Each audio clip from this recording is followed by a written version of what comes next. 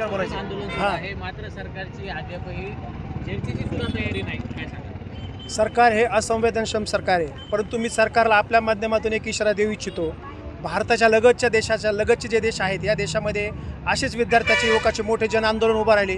त्याच्यातून राजकीय व्यवस्था पूर्णतः बदलून टाकण्याची क्षमता त्या देशातल्या तरुण युवकामध्ये, तशी क्षमता भारतातल्या युवकामध्ये आहे. कारण भारताला तरुणांचा भगतसिंगाचा वारसा आहे, भारताला छत्रपती शिवाजी महाराजांचा वारसा आहे, भारतात डॉक्टर राम मनोहर लोहियासारख्या तरुणांनी क्रांती केलेली. अनेक असे नेते आहेत की ज्यांच्या क्रांतीतून लाखो तरुण एकत्र आले आणि सरकार आणि व्यवस्था बदलून टाकलेली. 77 असेल, 89 असेल, 91, 96 असेल, एवढ्या मोठ्या बलाढ्य सत्ता बदलून टाकण्याची क्षमता युवकामध्ये असतानाही सरकार जर गांभीर्याने घेत नसेल तर या सरकारचा निषेध केला पाहिजे. धर्मेंद्र प्रधान म्हणजे सर्वस्वी काही नाही आहे. विद्यार्थी आणि युवकांच्या भविष्यापुढे, विद्यार्थी आणि युवकांच्या संघर्षापुढे धर्मेंद्र प्रधानांचा राजीनामा हा फार छोटा विषय आहे, पण सरकार त्याला फार मोठा विषय करून जाणीवपूर्वक विद्यार्थ्याला करते.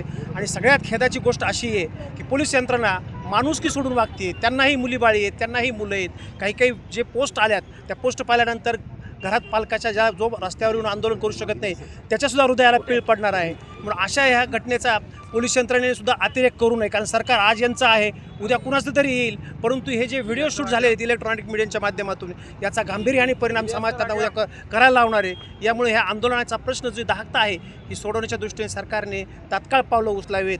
आणि या ठिकाणी दिपके जे आहेत, अभिजित दिपके यांच्या नेतृत्वाखाली जी प्रमुख मागणी आहे ती मागणी मंजूर करावी. धर्मेंद्र प्रधान यांचा राजीनामा आणि प्रत्येक नीटच्या पेच्यामध्ये मयत झालेल्या कुटुंबाला 1-1 कोटी रुपये द्यायची त्यांची जी मागणी आहे ती मागणी तात्काळ मंजूर करावी अशी या ठिकाणी मी आपल्या माध्यमातून विनंती करतो. जंतर मंतरवर जो विद्यार्थ्यांवर हल्ला झाला आहे, आता तुम्ही निषेध करताय, मात्र पाहायला गेलं तर बीडमध्ये कमी संख्या दिसते. काय सांगाल? दिल्लीमध्ये जे आंदोलनावर पोलीस लाठीचार्ज झालेला आहे, तर त्याच्या मुकाबल्यामध्ये आज बीडमध्ये हे जे कमी संख्येमध्ये तुम्हाला आज जे दिसत आहे तर ते हे जिवंत लोक आहेत. म्हणजे लोकशाहीला मानणारे, संविधानाला मानणारे आणि डॉक्टर बाबासाहेब आंबेडकर यांना मानणारे, छत्रपती शिवाजी महाराज यांना मानणारे हे लोक आहे. कमी संख्येने जरी आज असले तर येणाऱ्या काळामध्ये बीड जिल्हा जाम दिसेल तुम्हाला. या आंदोलनाद्वारे मी इथे सांगू इच्छितो तुम्हाला. कमी कसं बघायला सगळ्यांनी आपापल्या पद्धतीने आंदोलन केले.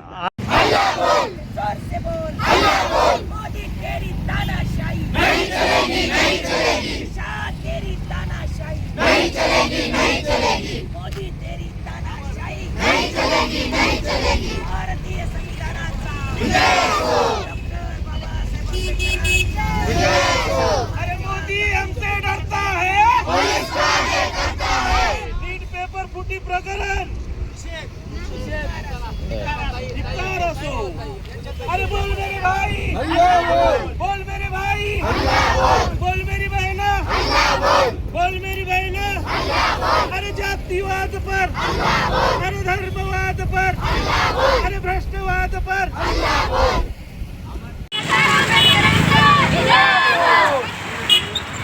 ताज बदल दो, अरे पक्ष बदल दो, ताज बदल दो. अरे मोदी शाह तानाशाही नहीं चलेगी, नहीं चलेगी. अरे मोदी शाह तानाशाही नहीं चलेगी, नहीं चलेगी. अरे ओ शासको, अरे ओ शासको, होश में आके, होश में आके, अरे होश में आके, होश में आके. अरे हो शासको, अरे हो शासको. बोल मेरे भाई, बोल मेरी बहना, भ्रष्टवाद पर. नहीं चलेगी, नहीं चलेगी, नहीं चलेगी, नहीं चलेगी.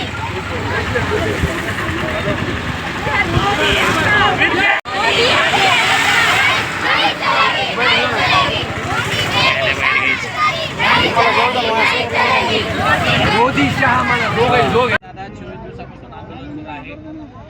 राहुल गांधी पंतप्रधानाच्या दारात जाऊन त्यांनी आंदोलन केलं आणि आता तुम्ही देखील इथं आंदोलन करता. लोकशाहीने दिलेला तो अधिकार आहे. गेल्या अनेक दिवसापासून जंतर मंतरवर जे आंदोलन सुरू होतं त्याची दखल सरकार ज्या पद्धतीने घ्यायला पाहिजे त्या पद्धतीने घेत नव्हतं आणि म्हणून एक जबाबदार विरोधी पक्ष नेता म्हणून राहुलजी यांनी पंतप्रधानांच्या दारात आंदोलन केलं. मला वाटतं की सभागृहाच्या बाहेर आणि सभागृहाच्या आत अशा दोन्ही ठिकाणी ही लढाई झाली पाहिजे. म्हणून ही सगळी मंडळी जी आहे ही रस्त्यावर करते आणि ते सभागृहात करतात. सभागृहातल्या लढाईचा एक भाग म्हणून पंतप्रधानांच्या दारात त्यांनी आंदोलन केलेलं आहे. व्यक्तिगत मोदींबरोबर गांधींचा तसा वाद नाही, परंतु काही लोक त्याला व्यक्तिगत स्वरूपाचा वादाचं स्वरूप देत आहेत आणि मग यांनी यांच्या दारात केलं तर त्यांनी त्यांच्या दारात करायचं. म्हणजे ही नळावरची भांडणं जी आपण पाहतोय ती चुकीची आहेत. मला वाटतं धर्मेंद्र प्रधानांचा राजीनामा झाला पाहिजे. कोणत्याही स्थितीमध्ये धर्मेंद्र प्रधान हे स्वतः विद्यार्थी नेते होते, त्यांनीसुद्धा पेपरफुटीच्या विरुद्ध आंदोलन केले होती, याची तरी त्यांनी लाज ठेवली पाहिजे. ते जेव्हा दुसऱ्यांच्या पेपरफुटीवर आंदोलन करत होते आणि राजीनामा मागत होते, आज त्यांच्यावर वेळ आहे. धर्मेंद्र प्रधानला वाचवण्यामध्ये सरकारचा इंटरेस्ट आहे. त्याचं कारण आहे की धर्मेंद्र प्रधान यांचा राजीनामा जर या प्रकरणात झाला तर अशाच प्रकरणात अनेक मंत्र्यांना राजीनामा द्यावा लागेल आणि ती परंपरा सुरू होऊ नये म्हणून ते धर्मेंद्र प्रधानांचा राजीनामा टाळत आहेत. आता पुढं आंदोलनाची काय दिशा असेल आता? जे काही नेते ठरवतील ते आम्ही बरोबर आहोत पाहतो. म्हणून हे जे नेते आहेत हे जे आंदोलन ठरवतील त्यात जिल्हा काँग्रेस कमिटीच्या वतीने आम्ही सगळे सहभागी आहोत.